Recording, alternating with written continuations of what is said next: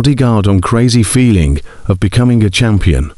Martinodegaard is officially a Premier League champion, and he says it feels unreal.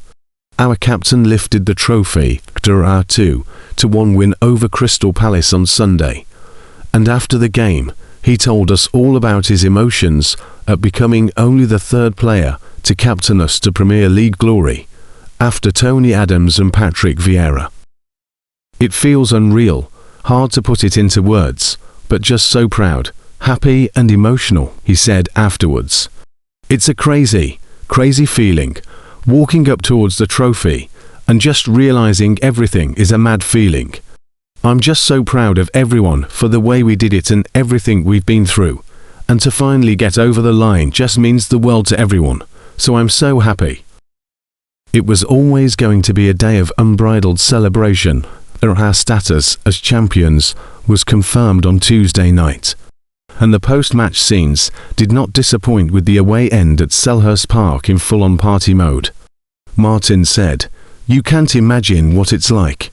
We had a great night on Tuesday, together at the training ground.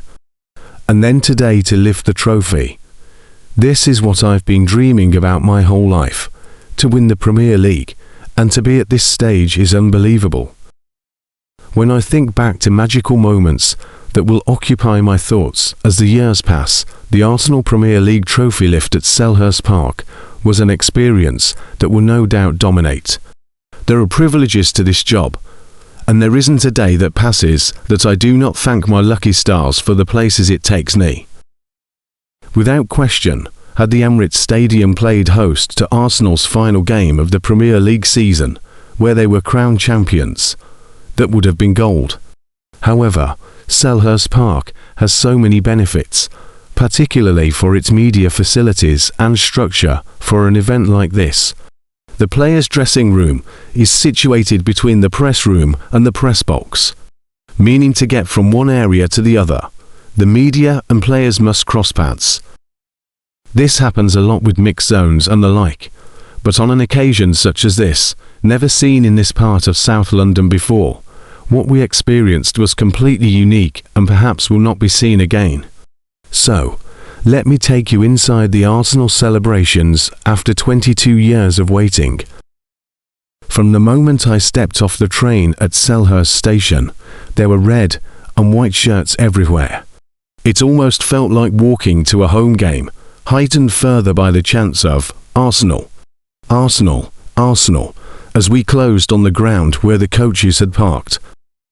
Clearly, thousands were around the ground who neither had tickets nor were local. We would find out later on that several fans who snuck in wearing high-waist jackets were ejected. Security was tight, but lanyards were in short supply.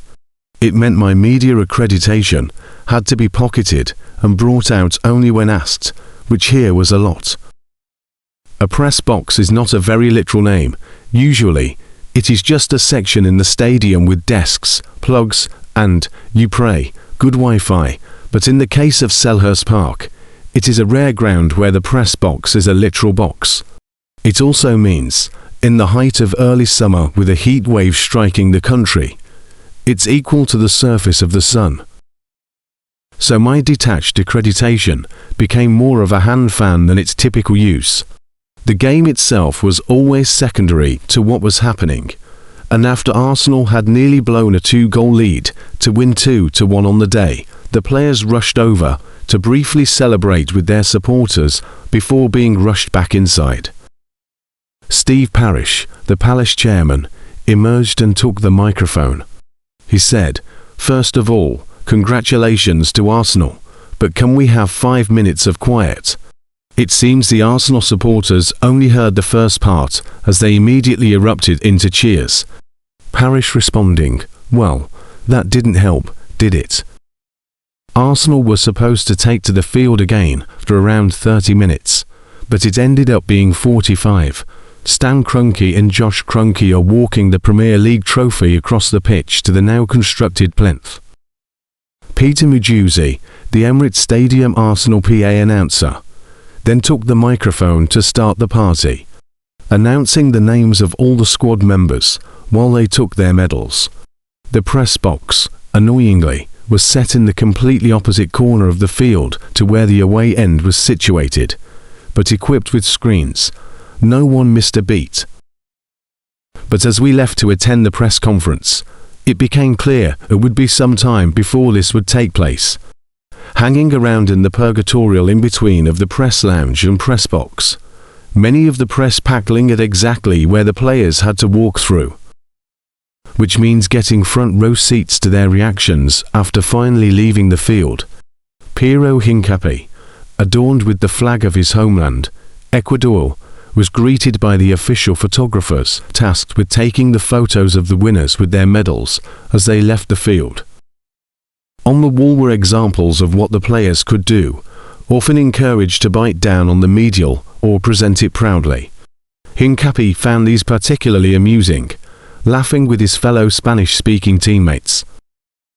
Miles Lewis Skelly was soaking up all the noise from the suspiciously supportive fans in the palace ends around the tunnel area, again highlighting just how many Arsenal fans had clearly managed to get into the ground, before running through the zone shouting "woo" as loud as he could. Ben White, sunglasses equipped and knee fully braced, came next. Cool as you like, and of course, hopeful of a swift recovery.